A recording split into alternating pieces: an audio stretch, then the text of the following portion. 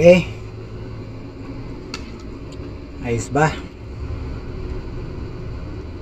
So sana makatulong sa inyo itong gagawin nating video. Okay, so kung meron kang speaker dyan, usually yung mga speaker ngayon USB na di ba? Yung power niya 12 volts na, hindi na tulad ng dati na sinasaksapan natin sa outlet, so kailangan na kailangan na meron siyang disk installer para ma-install. Okay, kasi yung mga speaker natin hindi yan plug and play. Okay, part yan ng ating computer, so nagre-require ng software driver support yan. Okay, so yan naman yung mga example ng mga parts ng ating computer na plug and play siya. Okay, hindi siya kailangan ng driver. Okay, para pag plug ninyo sa inyong computer, gagana kaagad yan. Okay, so yan yung yung iba akala nila kapag nag-plug ng speaker ay gagana. Hindi. Yung speaker ng ating computer kailangan yan ng audio driver o driver support. Okay, katulad ng mga driver ng video card, okay, LAN card, ganun.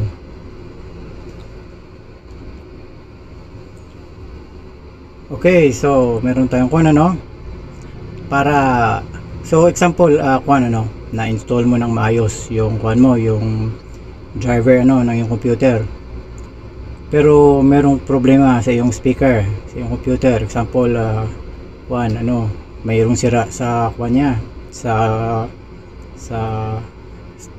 port, or di kaya sa USB. So yan yung makita ninyong display sa baba, merong red na mark doon sa may volume icon na makita ninyo doon sa ninyo. So example naman, nakabit naman ninyo ng maayos, di ba? Okay naman, example, okay yung speaker, tapos hindi naman ninyo nakuha yung tamang driver niya. Okay, so ganun pa rin. Okay, yung makikita ninyong display sa taskbar ng inyong computer, wala pa ring audio, meron pa ring so kailangan okay yung dalawa. Okay, okay yung speaker, tsaka okay yung driver ninyo. So syempre, ayan yung makita ninyong display, o wala nang red na mark. So gagana na yung inyong audio ng inyong computer. Okay, so ayos. Kung na-check mo na yung speaker mo dyan, at ikabit mo na ng maayos sa iyong computer, ay punta na tayo sa pag-download at pag-install ng lahat ng driver ng ating motherboard. Okay, so take note hindi lang audio driver yung pwede nyong makuha, kasi lahat pwede nyong makuha. So ayan yung yung product model ng ating motherboard. Ayan siya, P4X533-A revision 1.0. okay, makita ninyo malapit lang sa processor. Okay, so tulad ng sinabi ko, hindi lang audio driver yung pwede ninyong makuha, pwede ninyong may download pati yung video nya, yung LAN card, yan. Okay, so kunin na ninyo lahat kasi importante yan sa computer. So ayan yung product model. Okay, malapit lang sa processor. So ayan siya, ECS. Okay, so merong karugtong na code yan, hanapin lang ninyo so ayan siya, H61 H2-M12 version 1.0. so isulat ninyo sa papel kasi mamaya i-encode natin yan sa sa Google search para may download natin yung yung mga driver. Okay, so dalawang motherboard yung inilabas ko dyan para turuan kayo kung paano ano nyo kunin yung product model ng motherboard. Okay, so yung green na color dyan nyo ipa-plug in yung speaker, tapos yung pink ay kuha naman sa microphone. Okay, yung blue kuha nyan. So yan yung sa motherboard ko. Ayan, yan yung nakita ko kasi Intel desktop board. So wala na akong ibang makita. So yung manufacturer niya syempre ay Intel. Okay.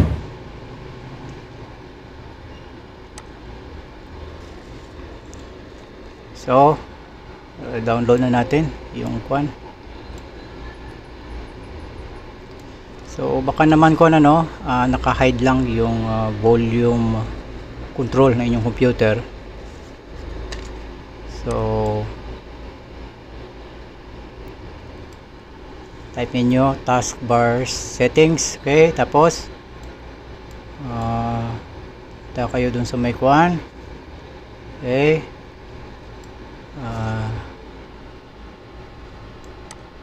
here. Okay, tapos punta kayo dun sa may kwan, sa may volume nya. Okay, switch dun, i-click lang ninyo or switch niyo sa on. So yung sa akin naka-on na dyan. Okay, just in case lang na naka-hide yung inyong volume icon sa inyong computer. Okay, kasi yung iba kasi minsan hindi alam, so wala palang problema yung audio na kuha nila. Okay, so unahin natin na kunin yung mga driver ng motherboard ng ating computer, yung sa Pentium 4. Okay, siya nga pala kapag mag-download kayo ng mga driver ng mga devices, doon kayo pupunta sa talaga sa main na website nila, okay, ng mga manufacturer. Okay, example ECS.com, Intel.com. Okay, so download lang. Okay, so dahil Pentium 4 siya, usually that time wala pang Windows 10, so yung pwede ninyong makakuha dyan ay Windows XP, mga 32-bit ganon. Pero pwede din naman kung meron ko yung mahanap. So try niyo sa second dun sa may yung pagpipilian natin. Okay, so i-download lang. Okay,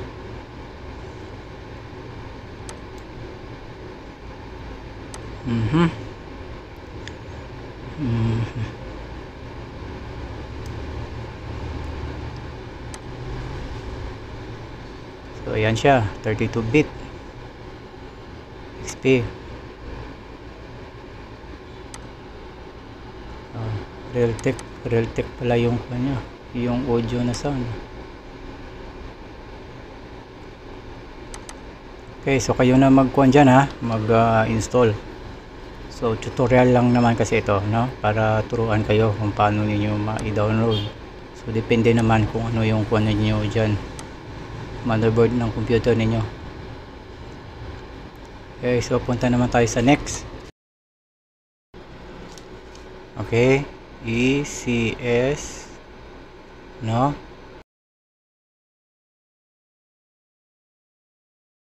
so yan lang i-type ninyo. Kung ano yung nakita ninyong code sa inyong motherboard, yun lang ang i-type ninyo sa Google search. Okay, ilagay ninyo audio driver kung audio lang yung kailangan ninyo. Okay, so audio driver yan. So pero kung lahat wag nyo na lagyan ng audio driver kasi lalabas din naman lahat yan. So yung unang lalabas sa kwan wag na kayo mag-scroll sa kwan, kasi yung first na tatlo, yan yung importante. So yan siya, yung audio yung kwan, download natin yung audio kasi yun lang ang kailangan natin. Okay, so Meron din namang kuan, tingnan niyo, merong Windows 10. Ayan, 32-bit ba yan? 64. Ayan, pwede pa lang may download. So in case lang na kuan na gusto niyo ng Windows 10, so pwede niyo may download yung audio niya. Okay, so make sure ninyo na kung ano yung operating system ng inyong computer ay specify niyo yung audio driver niya. Dapat ganun din. So example, Windows 10 ka, 64-bit. So yung audio driver na ilalagay mo is para sa Windows 10, 64-bit din. Okay,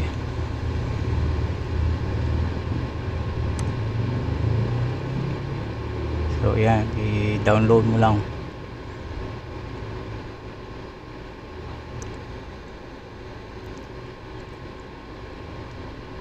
Siya nga pala, kailangan ninyo ng kuan dito yung compressor, WinRAR. Yung WinRAR kasi ginagamit ko dito. Okay, para maka-compress ninyo yung kuan, uncompress pala ninyo yung driver. Okay, sa next na kuan na mga video na gagawin natin, tuturo ko yan. Okay, so ganun lang, right click tapos extract here. So yan siya yung setup. Okay, ayos. So yung next naman na gagawin natin ay yung mismong product model na ng ginagamit kong computer dito. Okay, para maipakita ko sa inyo kung paano talaga ginagawa. Okay, para makita talaga ninyo paano ni-install yung audio driver ng computer, desktop computer. Ayan wala tayong audio sa ating computer.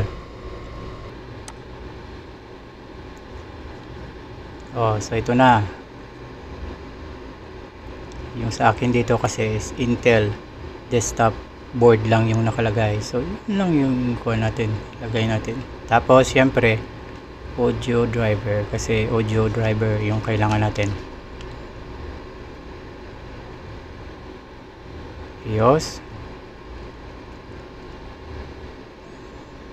So yan siya, yung pinakauna, yan yung importante. Okay, yung first 3 na lalabas sa Google search niyo, yan yung pinaka-importante. Okay, so yan yung kasi yung sa second yung mas maganda kasi merong Windows 10 Okay, so kailangan kuhan kayo mag-search. So yan siya. Yung Realtek na kuhan pala siya. Realtek high definition pala. So ngayon na natin nalaman na Realtek pala. So dapat lalabas yan kapag mag-appear yan, kapag na-install na ninyo. Tsaka isa pa, common talaga yung kuha na yan yung Realtek. Common na yan sa mga audio driver. Okay,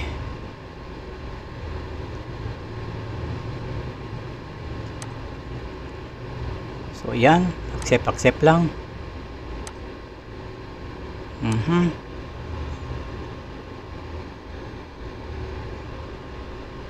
Panibagong kaalaman na naman para sa ating manonood,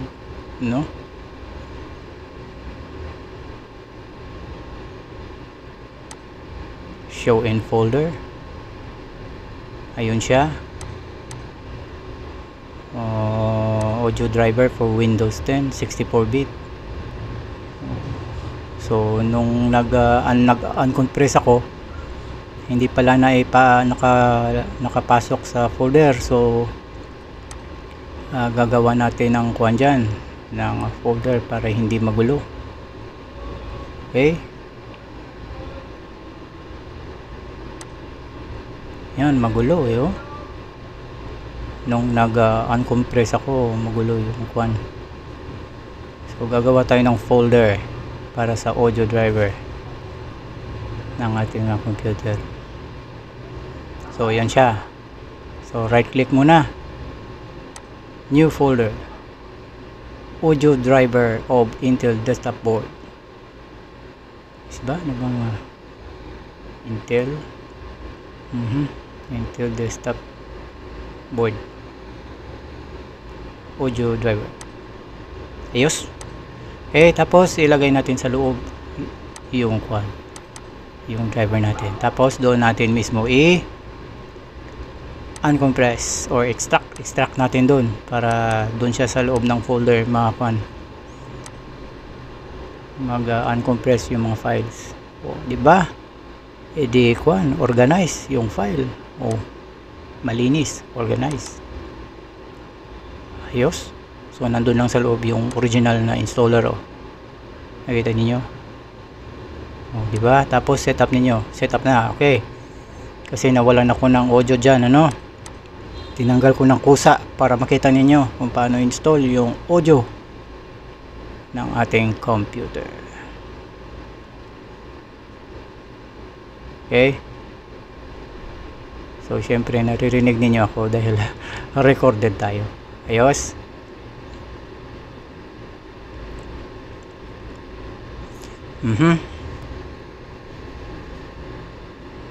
Install lang. Okay. Ayan. So wag muna kasi pag nag-restart tayo ay recorded kasi tayo Okay, so no muna. Later.